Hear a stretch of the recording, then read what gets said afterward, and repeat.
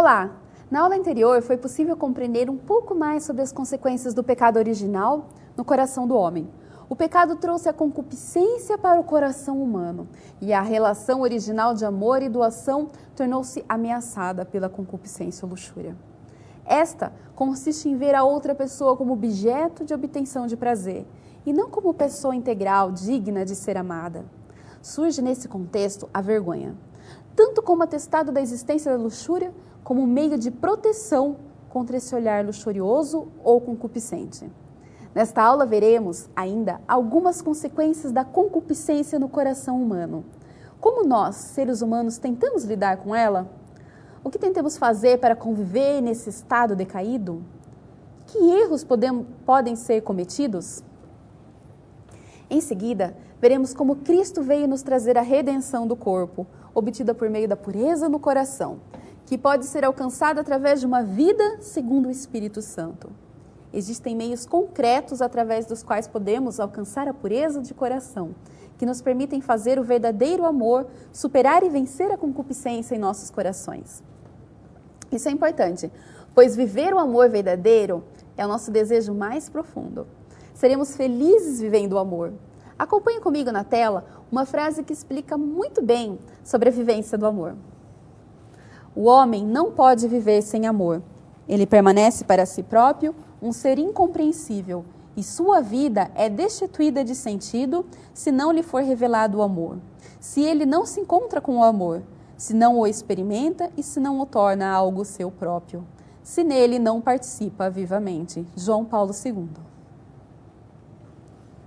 Neste ponto da teologia do corpo, a reflexão de João Paulo II sobre o período teológico histórico após o pecado original foi guiada pelas palavras de Cristo no Sermão da Montanha. Veja no slide. Ouvistes o que foi dito, não cometerás adultério. Ora, eu vos digo, todo aquele que olhar para uma mulher com desejo luxurioso de possuí-la, já cometeu adultério com ela em seu coração. Mateus capítulo 5, versículo 27 e 28. Tivemos a oportunidade de perceber na aula passada como essa passagem de Jesus é um chamado a viver uma purificação das intenções mais profundas de nosso coração, de acordo com a pureza. Isso envolve o desenvolvimento de um novo modo de ser, de pensar, de proceder. Em resumo, uma nova ética, ethos. Acompanhe comigo na tela. A sucessiva etapa da nossa análise deverá ser de caráter ético.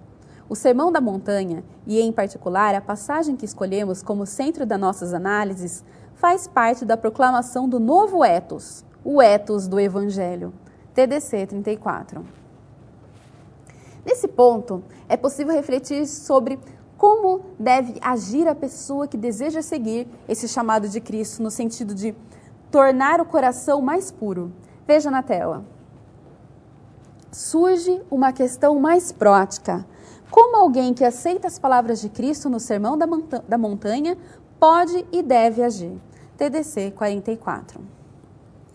Antes de tecer proposições e fazer sua análise, João Paulo II voltou seu olhar para duas maneiras errôneas de vivenciar nosso modo de proceder aqui nesse período histórico: o puritanismo e o permissivismo. Vamos ler na tela. O homem histórico valoriza sempre, a seu modo, o próprio coração, assim como julga também o próprio corpo. E assim passa do polo do pessimismo ao polo do otimismo, da severidade puritana ao permissivismo contemporâneo, TDC 44. De fato, se analisarmos o pensamento comum da sociedade atual, veremos que a maioria das pessoas oscila entre esses dois polos. Em um primeiro plano, existem muitas pessoas que acreditam que tudo que se refere ao corpo e à sexualidade é de antemão um pecado. Elas adotam uma atitude puritana, que deriva do maniqueísmo. Para compreender melhor, vejamos no slide. O maniqueísmo via a fonte do mal na matéria, no corpo, e proclamava, portanto, a condenação de tudo o que no homem é corpóreo.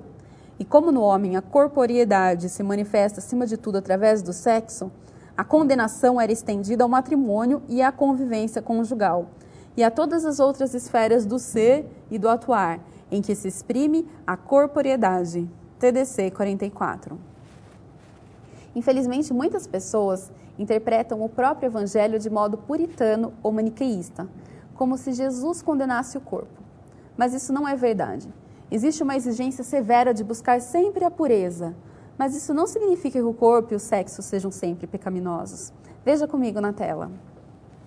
As pessoas, portanto, procuravam descobrir e às vezes viam tal condenação do corpo no evangelho, encontrando-a onde foi, pelo contrário, expressa exclusivamente uma exigência particular dirigida ao espírito humano, TDC 44. A interpretação apropriada das palavras de Cristo, segundo Mateus, capítulo 5, versículo 27 e 28, como também a prática na qual se realiza sucessivamente o autêntico ethos do Sermão da Montanha, devem ser completamente livres de elementos maniqueístas no pensamento e na atitude, TDC 45. Por outro lado, os que adotam uma postura oposta ao maniqueísmo cometem muitas vezes o erro de cair no permissivismo. É a ideia de que tudo pode e nada é pecado.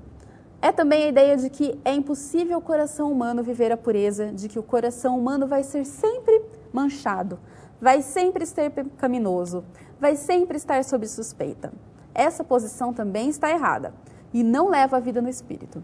A redenção que Cristo nos trouxe é uma realidade eficaz, que age e tem o seu poder. É capaz de transformar o ser humano. Veja na tela. As palavras de Cristo, segundo Mateus capítulo 5, versículo 27 e 28, não nos permitem parar na acusação contra o coração humano e colocá-lo em estado de suspeita contínua, mas devem ser entendidas e interpretadas, sobretudo como apelo dirigido ao coração. Isto deriva da própria natureza do ethos da redenção. A redenção é uma verdade, uma realidade em cujo nome o homem deve sentir-se chamado, e chamado com eficácia. TDC 46. Em tudo isso, vemos o chamado de Cristo a nos transformar em homens novos. É preciso lembrar, porém, que não se trata de recuperar totalmente a inocência existente na situação original, em que Adão e Eva viviam segundo o plano original de Deus. Não obstante, podemos ter uma pureza no coração que nos permite retomar a pureza de um novo modo, a fim de caminhar para nosso destino final, o paraíso, a ressurreição. Acompanhe comigo na tela. No Sermão da Montanha, Cristo não convida o homem a voltar ao estado de inocência original, porque a humanidade deixou-a irrevogavelmente atrás de si, mas chamou-o a reencontrar as formas vivas do homem novo. TDC 49. Nesta aula vimos as dificuldades que experimentamos ao tentar vencer a concupiscência e também como Cristo veio nos trazer a esperança da redenção do corpo. Na próxima aula, irei falar sobre a redenção do corpo e a pureza e a vida segundo o Espírito. Espero por você. Até a próxima aula.